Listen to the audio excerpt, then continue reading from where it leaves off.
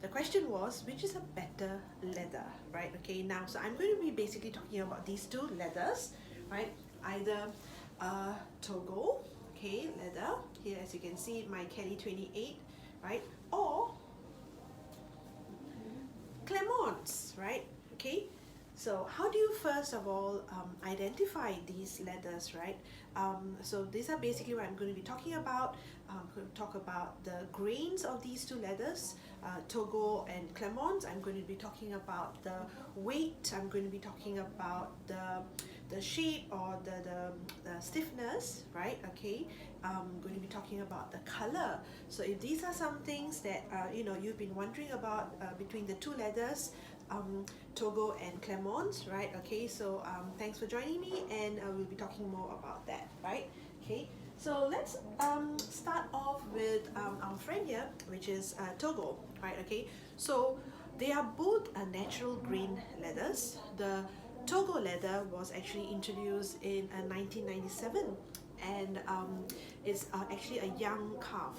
The distinguishing feature about this Togo leather, right, is actually the vertical veins that you would see. Okay, let's see if I can capture it, you know, in the light. There you go. So you can see there are actually vertical lines. That's part of the natural graining that you see there, and that's one of the easiest way to actually identify the Togo leather, right? Okay, now when you compare this grains with Clemence, for example, right? Okay, the grains are actually puffier. It's smaller, definitely smaller than Clemence, right? Okay, let me see whether I can show you. Okay, I've got Lindy here in Clemence leather, and let me see whether I can show this to you. Okay, there you go. So okay, very easily you can see that the grains are actually flatter, right? Okay, and that gives it a more matte look. And so what does this mean, right? Okay, when you actually feel your what do you call that, leathers, you can feel that the Togo leather, for example, right? Okay, you can actually feel the grains on it, whereas your Clemence leather, when you run your fingers across your bag, you will actually feel that it's flatter. So the other thing that you might want to be looking at, right, is the thickness of the leather itself, the flaps and all. For example, your Clemence leather is a lot thicker, right? Okay, and this then lends bags that are made in Clemence leather, okay, they tend to be a little heavier compared to those made in Togo leather, right? Okay, your Togo leather is actually a thinner leather. Okay, and you will see that when your sangles and all that, right, they do tend to flop down as well. Okay, now there you go. So if you were actually start going to be comparing, you will feel that the flap here is thinner compared to Clemence leather. Well, Clemence bags, right, do tend to be a little heavier as well, right? Like I said, because it's a thicker leather, it's a lot more scratch resistant. It's a very, very durable leather, Clemence, right? Okay, so what does that mean? Does it mean that it's going to be a lot heavier?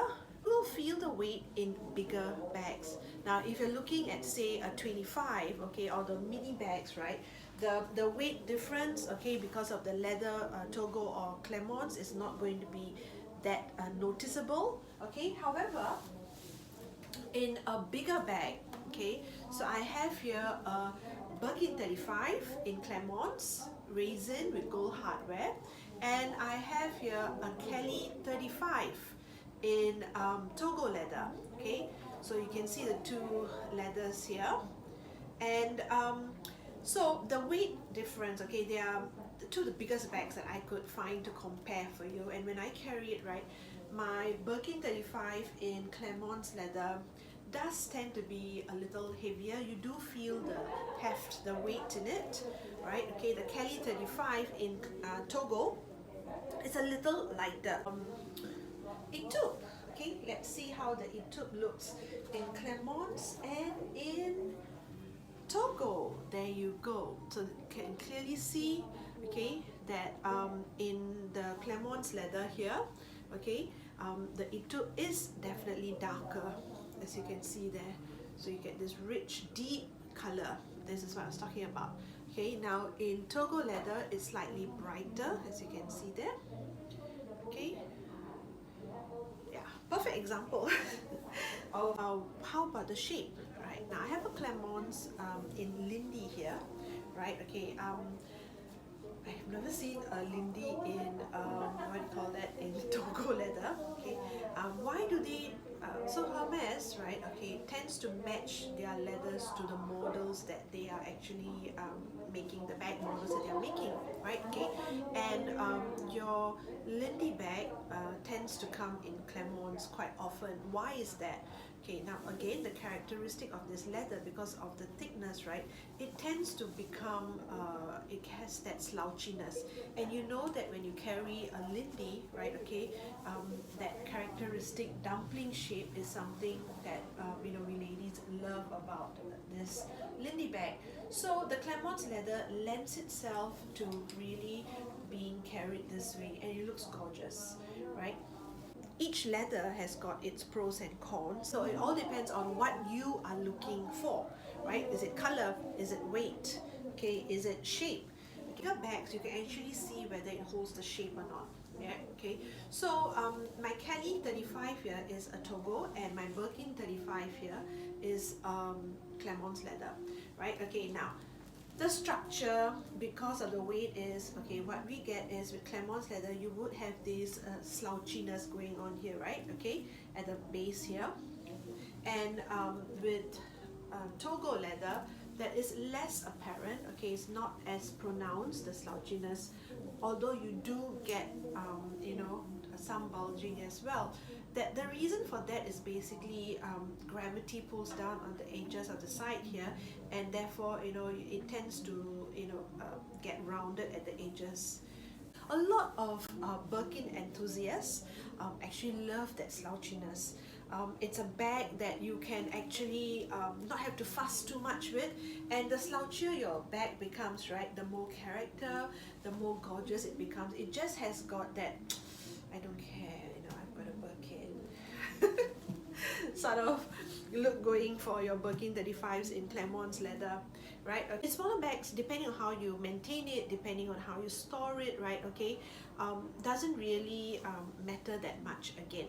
So you know, your smaller bags, your weight is not that obvious, your slouchiness of the leather, right, is not going to be that big a factor either. So Togo and Clemence, there's always been from the time Togo was introduced, right, which is in the Togo was introduced much later in 1997, whereas Clemence has been around since the mid-80s, 1980s. So you know, there's always been that comparison because they are both natural grade leathers. They have that what do you call that, very similar look as well when they're brand new, right? Okay, but you know, so but there are of course this defining differences as well, right? Okay, now a point on this thing about the stiffness of the leather, right? Clemence versus Togo. We have noticed that some Clemence, right, depending on the leather that's used, perhaps a particular sheet that was used, right, does tend to be actually quite perky, right? Okay, let me show you. I have here a picotan. Okay, it's a picotan. It's not a small one. It's a picotan 22, right? This is in Clemence leather. The color is vert chartreuse, right? Okay, and you will realize that this picotan can stand on its own. Okay, ta-da! Look, no hands, right?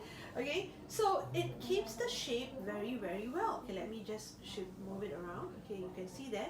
So this is from 2004. This is like an 18-year-old picotan 22 vert chartreuse, Clemence leather, palladium hardware. Okay, and you can see how well the shape is maintained.